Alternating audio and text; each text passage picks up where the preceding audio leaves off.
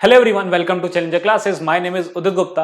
हम लोग का ये इलेक्ट्रिसिटी चैप्टर का छठा लेक्चर है। इस लेक्चर में हम लोग heating effect of electric current को डिस्कस करेंगे और इलेक्ट्रिक पावर के बारे में डिस्कस करेंगे।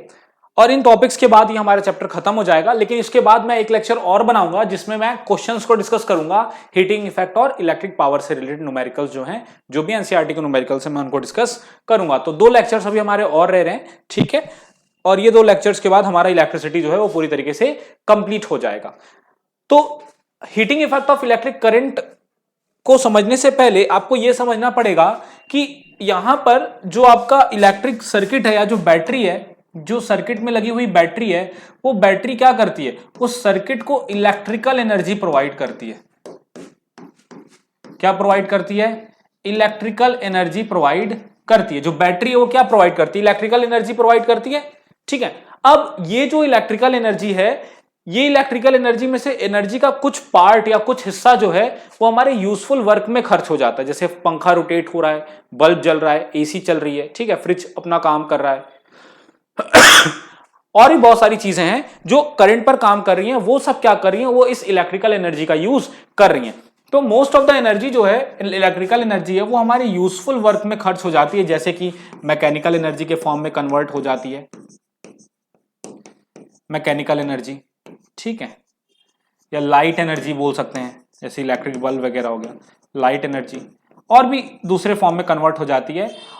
तो इलेक्ट्रिकल एनर्जी का कुछ हिस्सा जो है वो खर्च होता है मैकेनिकल एनर्जी के फॉर्म में, लाइट एनर्जी के फॉर्म में, जिसकी मदद से हमारे डिवाइसेस जो हैं वो काम करते हैं। और कुछ हिस्सा जो है वो हीट एनर्जी के फॉर्म में क्या होता है? खर्च हो जाता है, हीट एनर्जी। तो हमारी बैटरी जो इलेक्ट्रिकल एनर्जी प्रोवाइड कर रही है सर्किट को, उस एनर्जी का मेजर पोर्शन जो है, अब जो भी मेन हिस्सा है वो खर्च होता है डिवाइसेस को रन कराने में। पंखा घूम रहा है तो जो घूम रहा है तो मैकेनिकल वर्क कर रहा है, ठीक है, लाइट जल रही है तो लाइट एनर्जी हमें दे रही है। तो और भी बहुत सारी मतलब जो इक्विपमेंट्स हैं वो इलेक्ट्रिकल एनर्जी को अपने यूजफुल वर्क में कन्वर्ट कर लेते हैं। और कुछ एनर्जी जो होती है वो हीट के फॉर्म में रिलीज होती है। जैसे अगर आप पंखे के मोटर को छुओगे, अगर पंखा काफी टाइम से चल रहा है, रोटेट कर रहा है, और आप पंखे के मोटर को छुओगे, ठीक है, ऐसा करना नहीं, ठीक है, तो लेकिन फिर भी अगर आप जो भी प्लास्टिक वगैरह वाले जो पंखे आते हैं उनके मोटर को अगर आप छुओगे, जहां मोटर होता है उसके ऊपर की कवरिंग को अगर आप छुओगे, आप देखोगे वो गर्म हो गया है। वो जो मोटर वाला पार्ट है वो गर्म हो चुका है। तो वो हीट आई कहां से? वो हीट कहां से आई? तो वही जो इलेक्ट्रिकल एनर्जी जो पंखे को मिल रही है, कुछ एनर्जी मोटर को रोटेट करने में खर्च हो रही है, और कुछ एनर्जी क्या कर रही है? हीट जनरेट कर रही है मोटर में ही। तो करंट की जो प्रॉपर्टी है या करंट का जो फिनोमेना है, जिससे वो क्या करता है? वो हीट प्रोड्यूस करता है। करंट जब भी किसी भी कंडक्टर में फ्लो करता है तो वो हीट प्रोड्यूस करता है, और इसी हीट प्रोड्यूस करने वाले इफेक्ट को heating effect of electric current कहते हैं। क्या होता है heating effect of electric current? जब भी करंट किसी कंडक्टर या डिवाइस से फ्लो करता है तो वो क्या प्रोड्यूस करता है? हीट प्रोड्यूस करता है, और इसी हीट प्रोड्यूस करने के इफेक्ट को heating effect of electric current कहते हैं। अब ये हीट प्रोड्यूस कर क्यों रहा है, उसके पीछे रिस्पॉन्सिबल कौन है? कोई भी कंडक्टर या कोई भी डिवाइस हीट क्यों प्रोड्यूस कर रहा है, उसके पीछे रिस्पॉन्सिबल कौन है? तो उसके पीछे रिस्पॉन्सिबल है भैया हमारा रेजिस्टेंस। उस डिवाइस या उस कंडक्टर का जो रेजिस्टेंस है, ये रेजिस्टेंस भैया रिस्पॉन्सिबल है इस हीट प्रोडक्शन के। ये रेजिस्टेंस भैया क्या कर रहे हैं? ये हीट जनरेट कर रहे हैं। देखिए रेजिस्टेंस क्या कर रहा है? चार्जेस के फ्लो में रुकावट क्रिएट कर रहा है, चार्जेस को फ्लो होने से रोक रहा है। क्या कर रहा है? चार्जेस को फ्लो होने से रोक रहा है। तो जब रेजिस्टेंस किसी भी कंडक्टर या किसी भी डिवाइस में फ्लो करता है तो वो चार्जेस को, जो भी कंडक्टर है या कोई भी डिवाइस है, जब उसमें से चार्जेस फ्लो करते हैं तो जो रेजिस्टेंस है उनको रोकता है। तो जब वो रेजिस्टेंस चार्जेस के फ्लो में रुकावट पैदा करता है तो उस दौरान हीट का प्रोडक्शन होता है।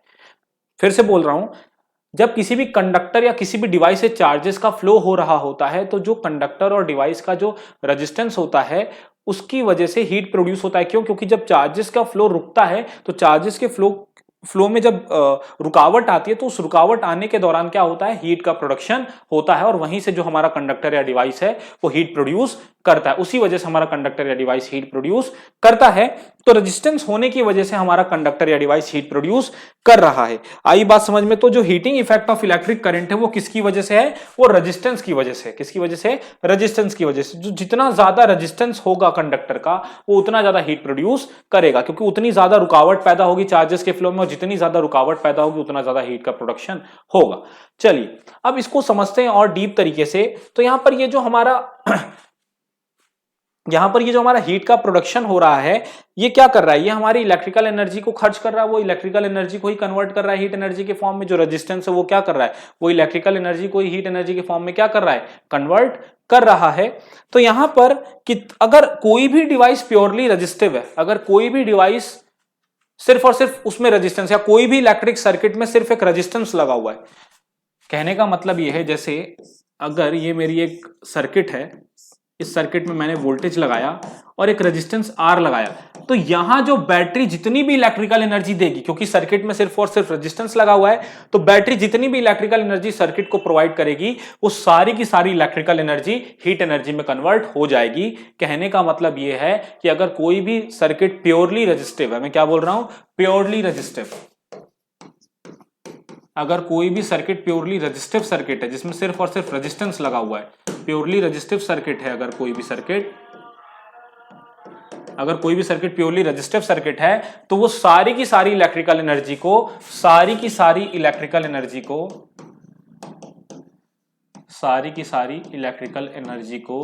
किस में कन्वर्ट कर देगी, हीट एनर्जी में कन्वर्ट कर देगी।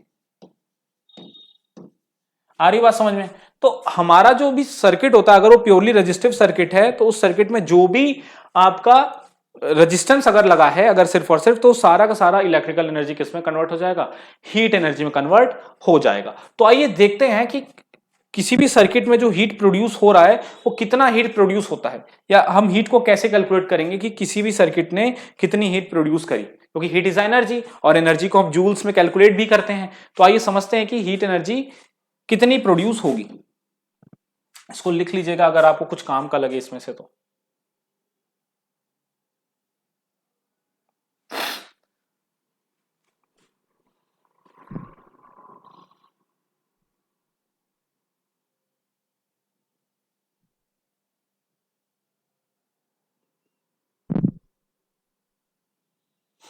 चलिए आगे बढ़ते हैं।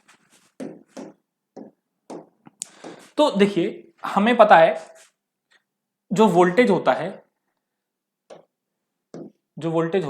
वो होता है work done upon charge. Charge per unit charge पर कितना वर्क डन हो रहा है वही हमारा बैटरी का वोल्टेज होता है या पोटेंशियल होता है, ठीक है। और करंट क्या होता है, करंट होता है charge upon time, charge per unit time, ठीक है। तो अब देखिए यहां पर अगर किसी भी डिवाइस में बैटरी लगी है और वो इलेक्ट्रिकल एनर्जी दे रही है, तो यानी उस डिवाइस को या उस सर्किट को पावर प्रोवाइड करने का काम करी ना। अगर एनर्जी दे रही है तो एनर्जी देने से क्या होगा, पावर मिलेगी। तो कितनी पावर किसी सर्किट के पास होती है, किसी भी सर्किट के पास कितनी इलेक्ट्रिकल पावर होती है, तो कैसे कैलकुलेट करेंगे। तो पावर का मतलब क्या होता है, किसी भी चीज पर कितना वर्क किया गया कितने टाइम के लिए, work done per unit time. Power क्या होता है, वर्क डन, इलेक्ट्रिकल सर्किट को कितनी पावर दी जा रही है, क्या बैटरी कितना पावर लगा करके वर्क डन एनर्जी दे रही है, वो कैसे कैलकुलेट करेंगे, वर्क डन अपॉन टाइम। तो यहां से अगर हम इलेक्ट्रिकल पावर की बात करें तो इलेक्ट्रिकल पावर के लिए वर्क डन कौन कर रहा है, बैटरी कर रही है। तो वर्क डन कितना कर रही है बैटरी, क्यों यहां डिवाइड हो रहा है, इधर आकर के क्या हो जाएगा, मल्टीप्लाई हो जाएगा। तो वर्क डन कितना हो गया W, और वर्क डन कितना हो गया V इंटू क्यू हो गया, वर्क डन कितना हो गया V इंटू क्यू हो गया, V इंटू क्यू अपॉन में T। और Q बाई टी क्या होता है हमारा, Q बाई टी क्या होता है हमारा, Q बाई टी हमारा करंट होता है। चार्ज अपॉन टाइम क्या होता है, करंट होता है। तो इलेक्ट्रिकल पावर जो होती है उसको कैलकुलेट करने का तरीका क्या है, किसी भी सर्किट को बैटरी कितनी पावर प्रोवाइड कर रही है, तो पावर कैसे कैलकुलेट करते हैं कि उस सर्किट से कितना वोल्टेज कनेक्ट, कितने वोल्ट की बैटरी कनेक्टेड है और उस सर्किट में कितना करंट फ्लो हो रहा है, उससे उस सर्किट की पावर का पता चल जाएगा कि किसी सर्किट में कितनी पावर है या किसी सर्किट को कितनी पावर मिल रही है। वो कैसे पता चलेगा कि उस सर्किट को कितने वोल्ट की बैटरी से कनेक्ट किया गया है और उस सर्किट में कितना करंट फ्लो हो रहा है, इससे पावर का पता चल जाएगा। ये पावर का फॉर्मूला आ गया। अच्छा, पावर का क्या सिर्फ यही एक फॉर्मूला है, नहीं, ये सिर्फ एक फॉर्मूला नहीं है, याद रखिएगा। पावर V इंटू आई होता है और वोल्टेज क्या होता है, वोल्टेज होता है I इंटू आर, करंट। ये ओम्स लॉ ने हमें बताया था V is equals to I R. अगर हम V की जगह पर आई आर पुट कर दें, अगर हम V की जगह पर आई आर पुट कर दें तो यहां पर भी करंट, ये भी करंट, तो करंट इंटू करंट क्या हो जाएगा, करंट का स्क्वायर। तो पावर का एक और फॉर्मूला आ गया। अगर मुझे पता चल जाए सर्किट में रेजिस्टेंस कितना लगा हुआ है और सर्किट में करंट कितना फ्लो हो रहा है, उससे भी पावर आ जाएगी। सर्किट में रेजिस्टेंस कितना लगा हुआ है और सर्किट में करंट कितना फ्लो हो रहा है, उससे भी पावर आ जाएगी। अच्छा, दूसरा तरीका, V is equals to I R होता है, तो I क्या हो जाएगा, V बाय आर हो जाएगा। I क्या हो जाएगा, V बाय आर हो जाएगा। तो पावर क्या होता है, V इंटू आई होता है। जहां पर I है वहां पर हम V बाय आर रख देते हैं, तो क्या हो जाएगा, V स्क्वायर बाई आर हो जाएगा पावर। तो पावर का एक और फॉर्मूला आ गया कि अगर हमें पता चल जाए कि सर्किट को कितने वोल्ट से कनेक्ट किया गया है और सर्किट का रेजिस्टेंस क्या है, तो उससे भी सर्किट की पावर का अंदाजा हम लगा लेंगे। लेकिन यहां पर जो भी बातें हो रही हैं वो एक ऐसी सर्किट के लिए हो रही हैं जिसमें सिर्फ और सिर्फ रेजिस्टेंस लगा हुआ है। क्या लगा हुआ है, सिर्फ और सिर्फ रेजिस्टेंस है। ठीक है, तो यहां पर पावर के 3 फॉर्मूले आ गए। कौन कौन से आ गए, P is equals to V into I, ठीक है, P is equals to I square R और P is equals to V square by R. ये 3 पावर के फॉर्मूले हैं। डिपेंड करता है यूज कब कहां क्या करना है। अगर आपको सर्किट की वोल्टेज और करंट का पता है, पहला फॉर्मूला यूज कर लो। अगर आप सर्किट का रेजिस्टेंस और करंट पता है तो दूसरा फॉर्मूला यूज कर लो। अगर आपको सर्किट का वोल्टेज और रेजिस्टेंस पता है तो तीसरा फॉर्मूला यूज कर लो। तीनों फॉर्मूला से ही आपका पावर आ जाएगा। तो हम यहाँ पावर की बात नहीं कर रहे थे, हालांकि इलेक्ट्रिकल पावर आगे हमारा टॉपिक है, उसको भी मैंने लगभग यही डिस्कस कर लिया। लेकिन हम जब तक पावर की बात नहीं करेंगे तब तक हम कितना हीट जो है, कितना हीट प्रोड्यूस कर रहा है सर्किट, उसके बारे में डिराइव नहीं कर पाएंगे या फॉर्मूला नहीं निकाल पाएंगे। तो यहां देखिए हीट क्या होता है। अच्छा, हीट क्या है, एनर्जी का फॉर्म है। हीट क्या है, एनर्जी का फॉर्म है। और एनर्जी का फॉर्मूला क्या होता है, एनर्जी का फॉर्मूला क्या होता है, एनर्जी का फॉर्मूला होता है पावर इंटू टाइम। एनर्जी का फॉर्मूला क्या होता है, पावर इंटू टाइम होता है ना। अब यह एनर्जी किस फॉर्म में, हीट के फॉर्म में, तो हम E को H रिप्रेजेंट कर रहे हैं। ये जो एनर्जी है वो हमारी हीट एनर्जी है। तो हीट एनर्जी कितनी होगी, कितना हीट प्रोड्यूस होगा, डिपेंड करेगा कितनी पावर मिल रही है और कितने टाइम के लिए मिल रही है। कितनी पावर मिल रही है और कितने टाइम के लिए मिल रही है। तो पावर कितनी मिल रही है भाई, पावर कितनी मिल रही है, VI मिल रही है। तो हीट का फॉर्मूला VIT हो गया। ठीक है, अच्छा, अगर पावर की जगह पर मैं आई स्क्वायर आर रख दूं तब हीट क्या हो जाएगा, पावर की जगह पर अगर मैं आई स्क्वायर आर रख दूं तो हीट क्या हो जाएगा, आई स्क्वायर इंटू आर टी। अच्छा, अगर पावर की जगह पर मैं वी स्क्वायर बाई आर रख दूं तो हीट क्या हो जाएगी, V square by R into T, या फिर V square T by R. ठीक है, तो हीट कितनी प्रोड्यूस होगी सर्किट में वो डिपेंड करेगा सर्किट को कितनी पावर मिल रही है। तो आप पावर अगर आप वी आई से पावर कैलकुलेट करें तो हीट कितनी प्रोड्यूस करेगा वो सर्किट, या वो रेजिस्टेंस हीट कितनी प्रोड्यूस करेगा, उसको कितनी पावर मिली, वी आई पावर मिली, तो हीट कितनी प्रोड्यूस करेगा, वी आई इंटू टी। अगर हम पावर को आई स्क्वायर आर से मेजर कर रहे हैं तो हीट कितनी प्रोड्यूस होगा, आई स्क्वायर आर टी। और अगर हम पावर को वी स्क्वायर बाई आर से कैलकुलेट करें तो हीट कितनी प्रोड्यूस होगी, V square T by R. वैसे हम इस फॉर्मूले को स्टैंडर्ड लेके चलेंगे, हम ये वाला फॉर्मूला लेके चलेंगे, H is equals to I square R T. तो किसी भी रजिस्टिव सर्किट में, कोई भी ऐसी सर्किट जिसमें सिर्फ रेजिस्टेंस लगा हुआ है, वो कितनी हीट प्रोड्यूस करेगा उसके लिए हम क्या फॉर्मूला यूज करेंगे, आई स्क्वायर आर टी। हम क्या यूज करेंगे, आई स्क्वायर आर टी। इसको नोट डाउन कर लीजिए, ठीक है, नोट कर लीजिए इसको।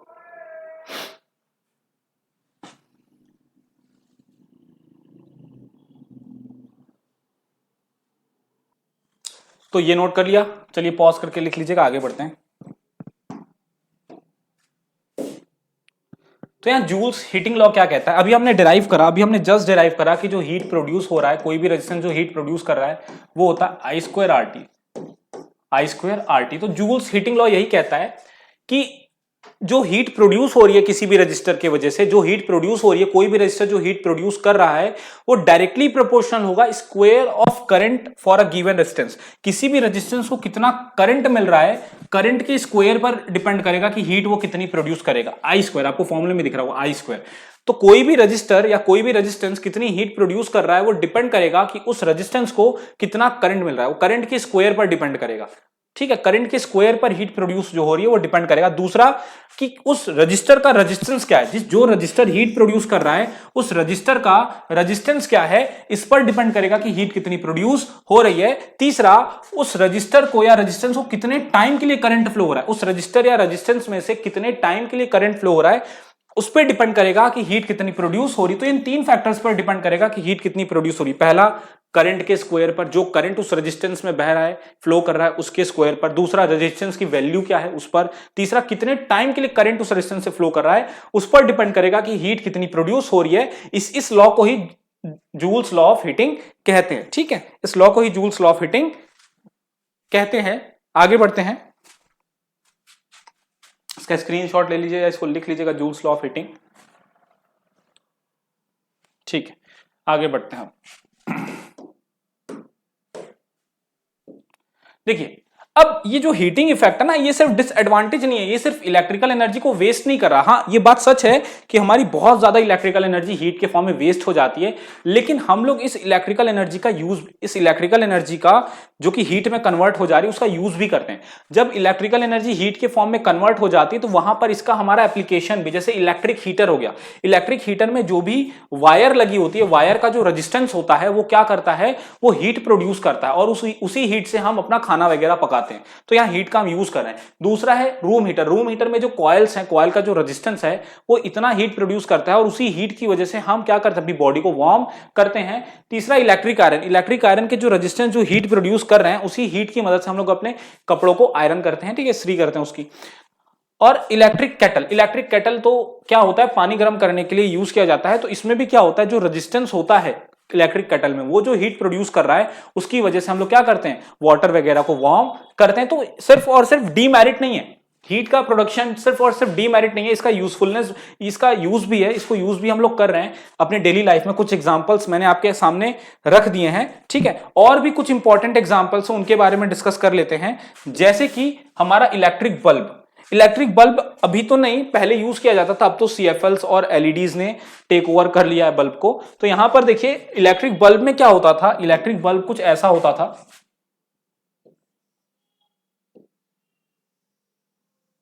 ठीक है, यहां पर फिलामेंट लगी होती थी और ये केस में ऐसे बंद होता था, ठीक है, कुछ ऐसा होता था इलेक्ट्रिक बल्ब हमारा। तो अब ये जो फिलामेंट होती थी ना, ये बहुत हाई मेल्टिंग पॉइंट वाले मटेरियल से बनी होती थी, जैसे टंगस्टन वगैरह। टंगस्टन, इसका मेल्टिंग पॉइंट लगभग जो है ना, यहां लिखा हुआ है 3380 डिग्री सेल्सियस। इसका जो मेल्टिंग पॉइंट है इतना ज्यादा है, तो ये हाई मेल्टिंग पॉइंट वाले मटेरियल से बना होता था। और जैसे ही इसमें करंट फ्लो करता था तो इसका रेजिस्टेंस इतना ज्यादा होता था, इतना ज्यादा रेजिस्टेंस होता था कि इतनी ज्यादा हीट फ्लो करने लगती थी इस वायर से कि ये ग्लो कर जाती थी। टंगस्टन की जो वायर थी वो ग्लो कर जाती है, और टंगस्टन की वायर के ग्लो करने की वजह से जो लाइट प्रोड्यूस होती है, वो लाइट एनर्जी, उसी का यूज हम लोग करते हैं। तो यहां पर जो फिलामेंट होता था वो इतना ज्यादा हीटअप हो जाता था हाई रेजिस्टेंस की वजह से, जिसकी वजह से वो ग्लो कर जाता था और फिर वो लाइट एनर्जी प्रोड्यूस करता था। तो ये भी हीटिंग इफेक्ट का ही एक एग्जाम्पल है आपका। और यहां पर जो वायर होती है वो टंगस्टन की होती है। टंगस्टन एक ऐसा मटेरियल है जिसका मेल्टिंग पॉइंट बहुत हाई होता है, ताकि बहुत ज्यादा हीट फ्लो होने पर भी ये वायर मेल्ट ना हो जाए, ये वायर मेल्ट ना हो जाए, इसीलिए ये जो मटेरियल है ये टंगस्टन है और इसका मेल्टिंग पॉइंट बहुत ज्यादा होता था। और ये जो केस होता है, ये जो ग्लास केस होता था बल्ब का, इसके अंदर गैसेस भरी होती हैं, जैसे नाइट्रोजन या आर्गन जैसी गैसेस भरी होती थी। इसका रीजन क्या है, सॉरी एजी नहीं, आर्गन होगा यहां पर, आर्गन जैसी गैसेस भरी होती थी। आर्गन जैसी गैस भरने के पीछे रीजन यही था ताकि वो जो टंगस्टन, इसका ऑक्सीडेशन ना हो। देखो बहुत ज्यादा हीट प्रोड्यूस होगी तो हीट के साथ मेटल है, हीट के साथ क्या करेगा, रिएक्ट कर जाएगा, या कोई भी कंडक्टर है वो हीट जैसे ही मिलेगी तो वो हीट के प्रेजेंस में ऑक्सीजन से रिएक्ट करेगा और ऑक्सीडाइज हो जाएगा और खराब हो जाएगा। तो इस टंगस्टन का ऑक्सीडेशन ना हो सके, इसीलिए इस केस के अंदर, इस बल्ब के केस के अंदर, केस ये जो आपको दिख रहा है, ये केस के अंदर हम लोग नाइट्रोजन या आर्गन जैसी गैसेस भरते थे ताकि हमारा टंगस्टन ऑक्सीडाइज ना हो जाए। क्या ना हो जाए, ऑक्सीडाइज ना हो जाए, ठीक है, ज्यादा हीट होने पर। तो यहां ये इलेक्ट्रिक बल्ब भी हमारा जो है ना, इलेक्ट्रिक बल्ब भी हमारा एक एप्लीकेशन है हीटिंग इफेक्ट का। आगे बढ़ते हैं अगर हम, तो एक और एप्लीकेशन है, वो है इलेक्ट्रिक फ्यूज। आजकल तो एमसीबी, मिनिएचर सर्किट ब्रेकर हम यूज करते हैं, लेकिन फ्यूजेस वगैरह भी यूज होते हैं। फ्यूज क्या होता है, फ्यूज हमारी सर्किट को प्रोटेक्ट करता है। क्या करता है, प्रोटेक्ट करता है, किससे, हाई करंट से। किससे करता है, हाई करंट। बहुत हाई इलेक्ट्रिक करंट अगर हमारे सर्किट में आ जाए तो वो हमारे सर्किट के जो भी डिवाइसेस हैं उनको क्या कर सकता है, देखो अभी हमने पढ़ा ना formula, H = I² RT। Current जितना ज्यादा फ्लो होगा, हीट उतनी ज्यादा प्रोड्यूस होगी। तो अगर बहुत हाई करंट फ्लो होने लगा तो बहुत ज्यादा हीट प्रोड्यूस होगी, जिससे डिवाइस खराब हो सकते हैं, ठीक है। तो इलेक्ट्रिक फ्यूज का काम क्या है, इलेक्ट्रिक फ्यूज हमारे सर्किट को प्रोटेक्ट करता है हाई इलेक्ट्रिक करंट से, ठीक है। और फ्यूज को हम हमेशा सीरीज में जोड़ते हैं। किसी भी डिवाइस के साथ फ्यूज को कैसे जोड़ते हैं, सीरीज में जोड़ते हैं। या घर का जो पूरा सर्किट है, घर के पूरे सर्किट के साथ हम लोग जो फ्यूज है वो उसको सीरीज में हम लोग जोड़ते हैं, ताकि अगर जो भी करंट आ रहा है वो पहले फ्यूज से होते हुए उस डिवाइस में जाए या फ्यूज से होते हुए घर की सर्किट में जाए, तो अगर फ्यूज में बहुत हाई करंट आया तो फ्यूज में एक वायर लगी होती है, वो वायर आपकी बेसिकली जो होती है एल्यूमिनियम, कॉपर, आयरन या लेड की होती है। फ्यूज के अंदर एक वायर होती है जो कि किसकी होती है, एल्यूमिनियम या तो कॉपर या आयरन या लेड की वायर होती है, और एक लिमिटेड करंट से ज्यादा अगर करंट फ्लो हुआ तो फ्यूज में लगी वायर मेल्ट हो जाती है और वो करंट को रोक देती है आगे फ्लो होने से। करंट को क्या करती है, रोक देती है। फॉर एग्जांपल अगर मैं इसको फॉर एग्जांपल समझाने के लिए इसको फ्यूज ले लूं, इसमें मान लेते हैं ये वायर लगी है और इसके बाद आगे जो है एक डिवाइस लगा हुआ है, कोई भी डिवाइस है, मान लेते हैं मान लेते हैं फैन है ये, ठीक है, ये फैन है हमारा। अब क्या हुआ, अब बहुत हाई करंट आया, बहुत हाई करंट आने से ये जो वायर है ना, ये वायर मेल्ट हो जाएगी, मेल्ट होने के बाद ये टूट जाएगी, ये क्या होगी, मेल्ट होकर के ये टूट जाएगी।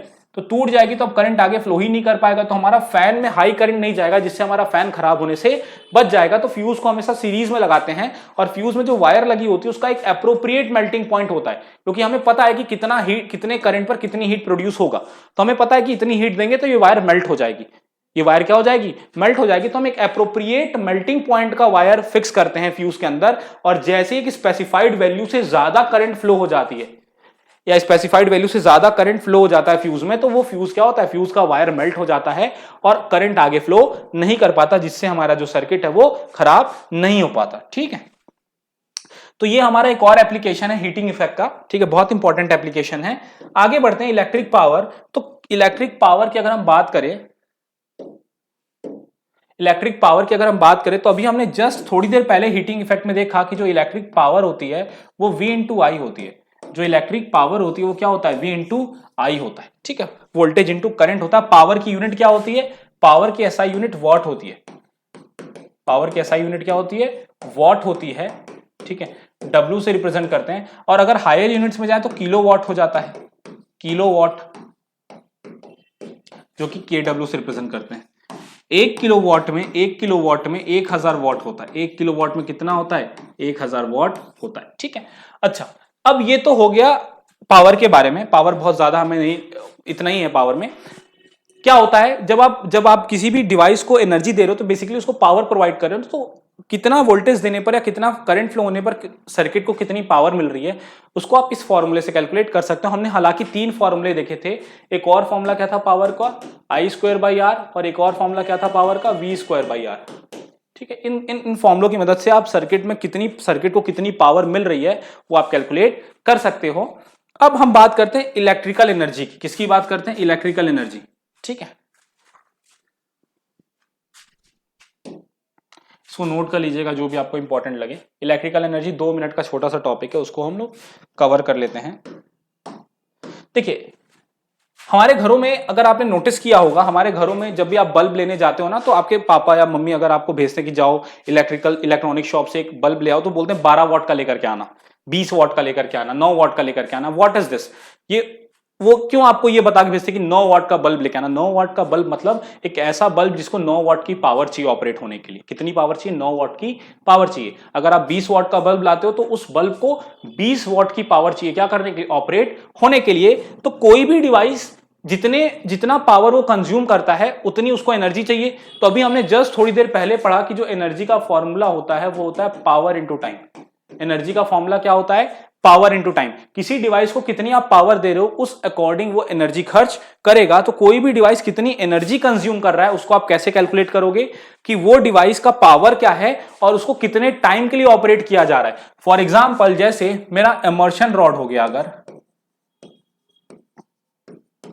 इमर्शन रॉड, वो पानी गर्म करने वाला रॉड नहीं आता ठंडियों में जो प्लग में कनेक्ट करते हैं, बाल्टी में डाल देते हैं और पानी गर्म कर देता है, उसको इमर्शन रॉड कहते हैं। मान लेते हैं हमारा इमर्शन रॉड 1000 वॉट का है और इसको हमने 2 घंटे के लिए यूज किया। पूरी फैमिली नहाएगी तो 15-15 मिनट पानी गर्म करेगी, नहीं 12 नहीं 2 घंटे भैया, दिन भर नहाएंगे थोड़ी, दिन भर नहाने लगे तो टाइम अगर मान लेते हैं उस इमर्शन रॉड को हमने 2 घंटे के लिए यूज किया। कितने देर के लिए, 2 घंटे के लिए। तो कितनी एनर्जी खर्च करेगा वो, तो आप ये फॉर्मूला यूज करोगे, energy is equals to power into time. Power कितनी है, 1000 वॉट, और टाइम कितना है, 2 आवर। अब एक बहुत बेसिक बात का आपको ध्यान रखना है कि जब भी आप इलेक्ट्रिकल पावर कैलकुलेट करते हो, इलेक्ट्रिकल एनर्जी कैलकुलेट करते हो, तो पावर को किलोवाट में रखते हो, पावर को किलोवाट में रखते हो, पावर को किलोवाट में रखते हो और टाइम को आवर में रखते हो। तो टाइम तो पहले से यहां आवर में है, लेकिन पावर वाट में। तो 1000 वाट में कितना किलोवाट? 1 किलोवाट। तो आपकी एनर्जी कितनी कंज्यूम हुई?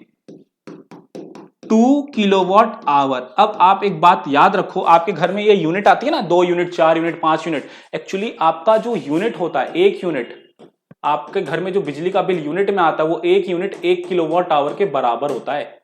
मतलब आप जो बिल देते हो ना, वो आप बिल देते हो कि आपने कितनी इलेक्ट्रिकल एनर्जी खर्च करी, आपने कितनी इलेक्ट्रिकल एनर्जी खर्च करी, आप उस अकॉर्डिंग बिल देते हो। तो आपके घर में जो यूनिट आ रही है ना, 1 यूनिट, 2 यूनिट, 10 यूनिट, 40 यूनिट, वो ये बता रहा है कि आपने कितना एनर्जी खर्च किया पूरे महीने। तो अगर यहां पर 2 किलोवाट एनर्जी खर्च हुई, यानी अगर हम यूनिट्स में इसको कहेंगे तो हम कहेंगे 2 यूनिट की एनर्जी हमने खर्च कर दी, 2 यूनिट का बिल हमने उठा दिया।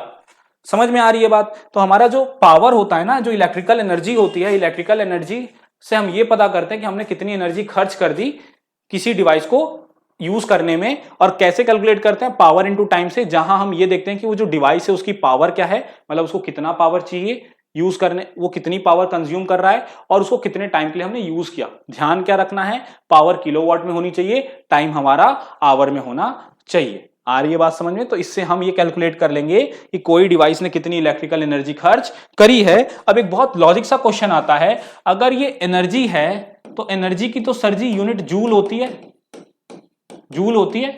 यहां आप किलोवाट बता रहे हो, किलोवाट आवर बता रहे हो, आप यहां किलोवाट आवर बता रहे हो। तो हाँ जी, किलोवाट आवर हम यहां इलेक्ट्रिकल एनर्जी के लिए जो हम यूनिट यूज करेंगे वो किलोवाट आवर की यूज करेंगे, लेकिन किलोवाट आवर को भी आप जूल में कन्वर्ट कर सकते हो। मैं आपको करके दिखाता हूं, जैसे मेरे पास 1 किलोवाट आवर अगर है, तो 1 किलोवाट आवर का मतलब होता है 1 kilowatt into 1 hour, 1 kilowatt into 1 hour. 1 kilowatt into 1 hour करोगे तो 1 किलोवाट आवर आएगा।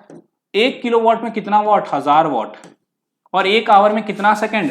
60 इंटू 60 सेकंड। अब किसको ये नहीं पता कि 1 आवर में 60 इंटू 60 सेकंड होते हैं? ठीक है, कैसे 1 आवर में 60 इंटू 60 सेकंड कैसे होते हैं? देखिए इसको थोड़ा यहां पर, 1 आवर मतलब 60 मिनट्स, 1 आवर मतलब 60 मिनट्स, ठीक है। 1 आवर मतलब 60 मिनट्स। तो 60 मिनट्स को आप लिख सकते हो 60 इंटू 1 मिनट। भैया 60 मिनट बोलूं या 60 इंटू 1 मिनट बोलूं, 60 मिनट ही होगा वो। 60 इंटू 1 कर दूंगा तो 60 आ जाएगा। अच्छा, 1 मिनट में कितना सेकंड हो गया? 1 मिनट में 60 सेकंड हो गया।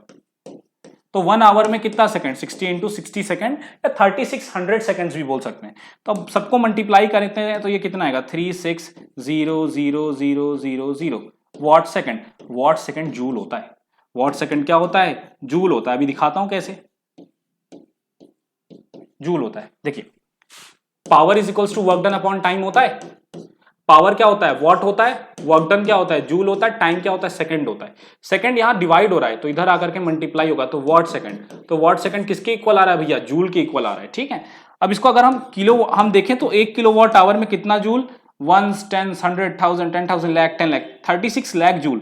तो यहां पर 1 किलोवाट क्या हो जाएगा? 1 किलोवाट आवर को अगर आप ऐसे लिखो तो 3.6 इंटू 10 की पावर 6 जूल आप लिखोगे। देखो 5 जीरो थे तो 10 की पावर 5 तो आना चाहिए, और आपने 6 के आगे भी पॉइंट लगा दिया तो 10 की पावर 6 हो गया ये। तो ये आपका 1 किलोवाट में कितना, 1 किलोवाट आवर में कितना जूल होता है? ये एनर्जी है। तो 1 किलोवाट आवर एनर्जी में, 1 किलोवाट आवर एनर्जी में कितना जूल होता है? 3.6 इंटू 10 की पावर 6 जूल होता है। इतनी ज्यादा एनर्जी होती है 1 किलोवाट आवर में। तो इस तरीके से हमारा ये चैप्टर जो है यहां खत्म होता है। इसको नोट कर लीजिए आप लोग, जो भी इंपॉर्टेंट आपको लगे उसको लिख लीजिए, ठीक है। नेक्स्ट लेक्चर जो मैं आपको बनाऊंगा वो लास्ट लेक्चर होगा इस चैप्टर का, जिसमें हम लोग बचे हुए न्यूमेरिकल्स, किसके न्यूमेरिकल्स? हीटिंग इफेक्ट के न्यूमेरिकल्स, फ्यूज पर बेस्ड 1-2 न्यूमेरिकल्स और पावर पर बेस्ड न्यूमेरिकल को डिस्कस करेंगे। और जो भी इंपॉर्टेंट न्यूमेरिकल बच गए उनको हम लोग डिस्कस करेंगे। तो लास्ट लेक्चर इंपॉर्टेंट होगा। और आपको मैं एक चीज और इंफॉर्म कर दूं, हमारा एक और यूट्यूब चैनल है challenger classes CC boards PYQ करके। क्या है? सीसी बोर्ड्स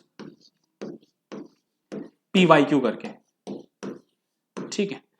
इस चैनल पर आपको लास्ट ईयर जो भी क्वेश्चंस पूछे गए थे चैप्टर से, इलेक्ट्रिसिटी से जो भी चैप्टर पूछा गया था उसकी एक प्लेलिस्ट आपको पूरी मिल जाएगी, ठीक है। आपको पूरी एक प्लेलिस्ट मिल जाएगी जहां पर आप जा करके ये देख सकते हो कि 2023 में इलेक्ट्रिसिटी के कौन कौन से क्वेश्चन पूछे गए थे। और सबसे अच्छी बात ये है कि वहां पर हम एक वीडियो में सिर्फ एक क्वेश्चन डिस्कस कर रहे हैं। तो लगभग आपकी एक प्लेलिस्ट के अंदर 20 वीडियोस होंगी हर चैप्टर की, जिसमें 20 क्वेश्चंस हमने डिस्कस करे हैं जो 2023 में पूछे गए हैं किसी भी चैप्टर से। चैप्टर वाइज आपको प्लेलिस्ट मिलेगी, जैसे चैप्टर 1 के जो भी 2023 में क्वेश्चंस आए हैं वो सारे क्वेश्चंस एक एक करके डिस्कस किए गए होंगे। समझ में आ रही है बात? तो वहां से भी आप अपनी प्रैक्टिस कर सकते हो एग्जाम के लिए। ठीक है, मिलते हैं नेक्स्ट लेक्चर में जो कि लास्ट लेक्चर होगा इलेक्ट्रिसिटी का। तब तक के लिए थैंक यू।